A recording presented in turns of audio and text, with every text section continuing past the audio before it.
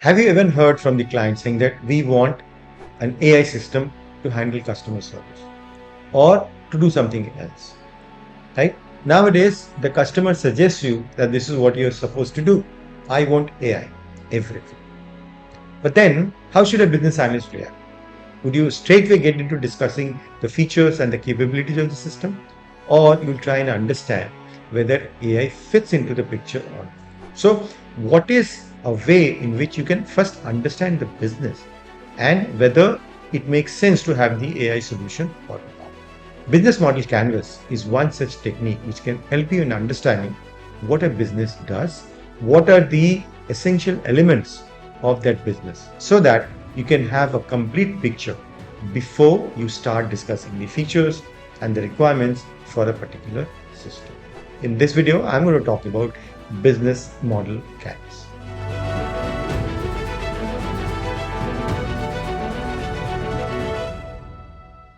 So before we get into understanding business model canvas, let's try and understand in very basic terms what does it mean, right? So once the customer has told you that okay, we need an AI system to deliver some service to the client or to handle customer service, instead of getting into directly discussing the features, you can start by trying to understand how does the business create, deliver, and capture value in the current state. Now, in order to understand that, you need to understand four broad categories of terms. The customer, who are the customers? So next is what kind of a problem is being solved, and what is the benefit to the people who are going to buy these products or services. The next would be how it is being delivered. What are the channels? What is the mode of delivering this service or the product? And last, how is the company earning the revenue? Or what is the cost? Or rather, and what is the cost of delivering this service to the client? All of this and more in the business model canvas. So, business model canvas is a visual representation of how an enterprise works. So, BMC or the business model canvas has 9 core elements. I'll come to that in a bit, but before that, let's understand why is it important and why is it used.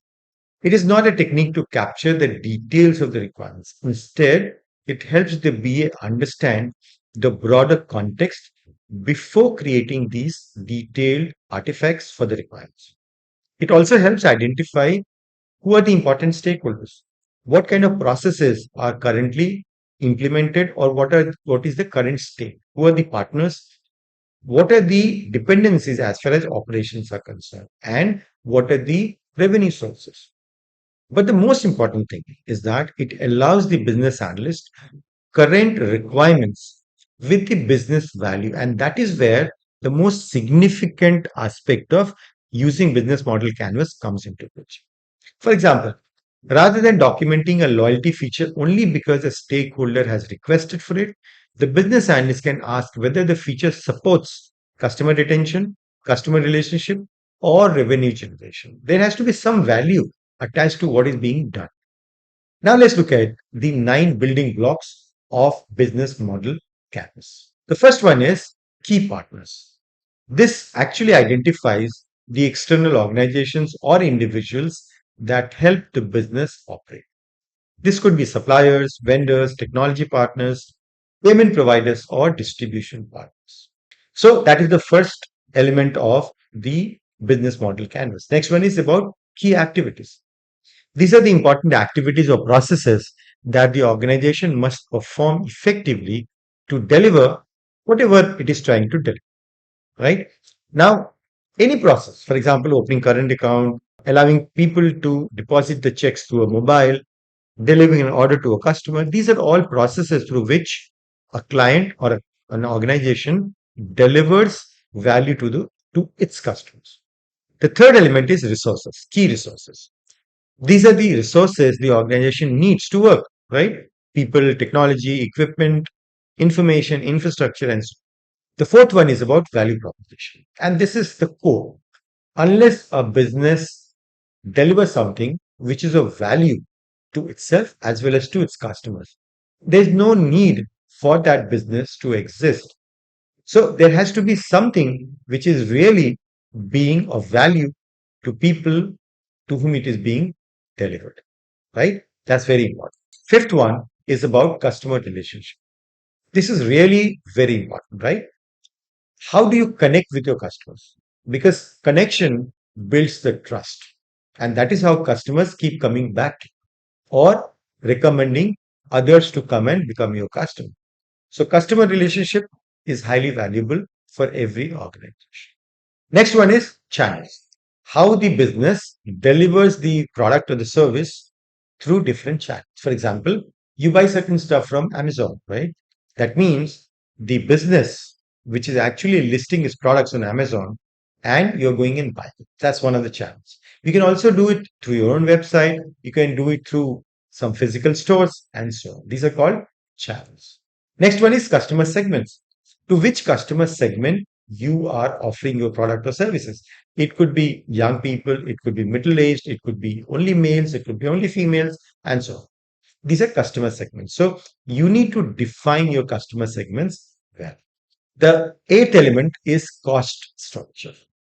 What constitutes the cost for the product or the service which you're going to deliver? It could be technology, it could be infrastructure, it could be manpower, and so on. The last one is revenue streams. How do you earn the money, or how does the business earn the revenue?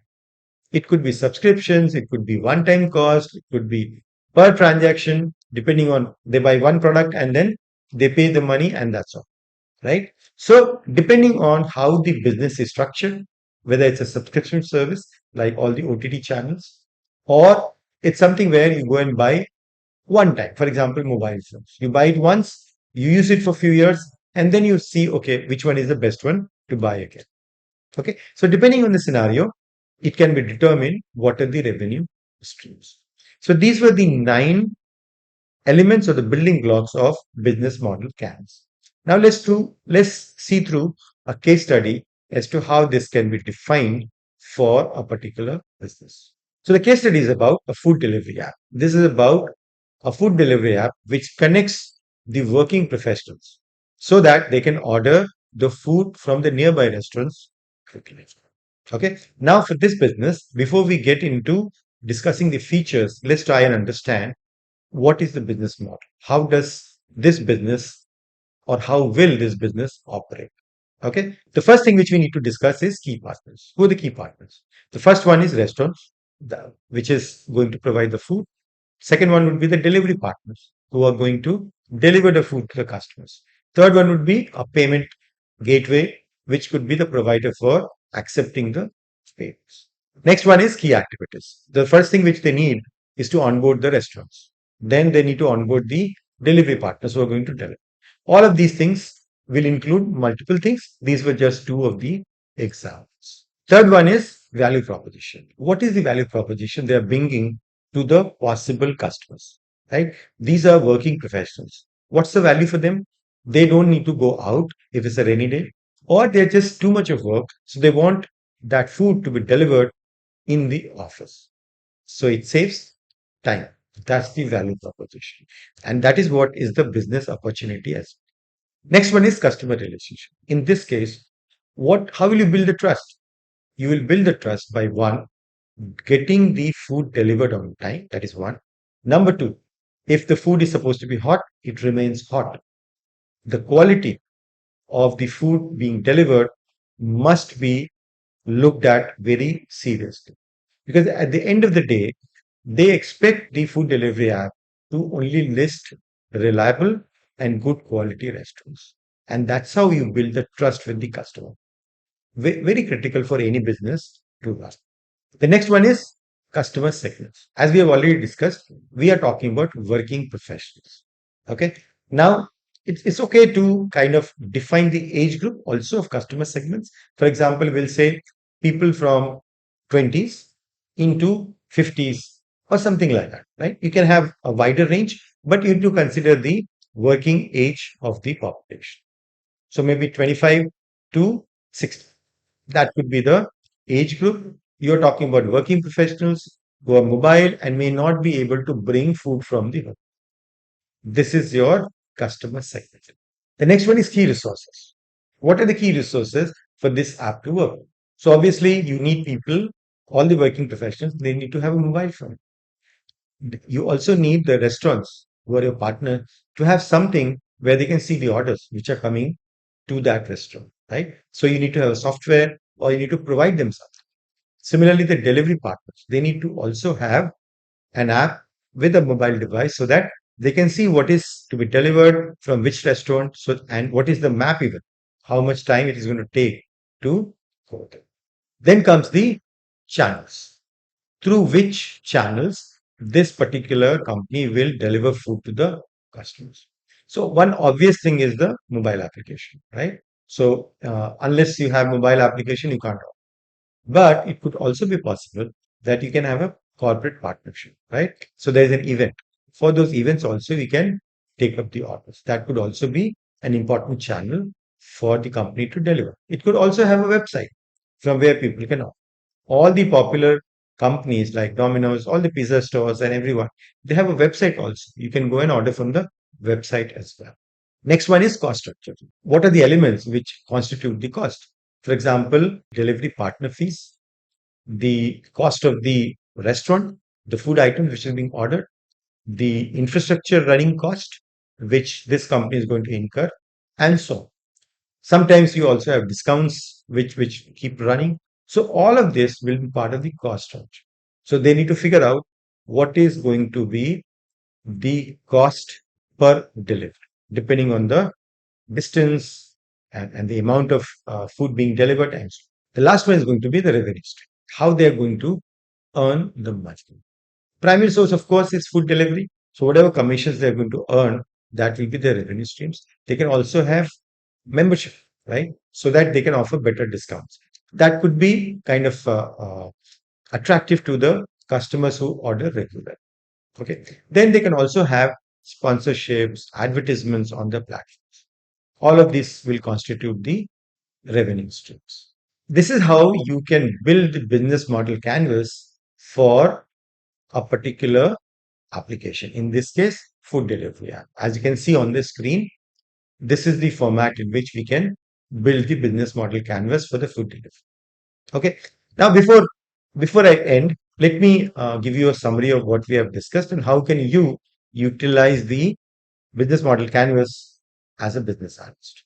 Think of business model canvas as a thinking and discovery tool. It is not a requirements capturing tool or artifact. It helps you understand the enterprise before you move into detailed analysis of the requirements and the proposed system. So the recommended approach as a business analyst is to start understanding what does the business do. Start broad at a higher level. Once you have understood what is the business doing, what are the different elements of the business, then that prepares you to ask better questions. Now, for asking better questions, I have a video which gives you a framework as to what kind of questions do you ask during requirements. So that's the logical next step to business model canvas, right? Now, if you're asking better questions, that means it will help you in getting a better answer to what problems the organization is facing and how best you can solve it. And this will help you in writing better requirements. So that was about business model canvas technique. I hope you like this video and understood why business model canvas is important and how to use it. If you have liked the video, subscribe to our channel so that whenever next video comes up, you can get notified.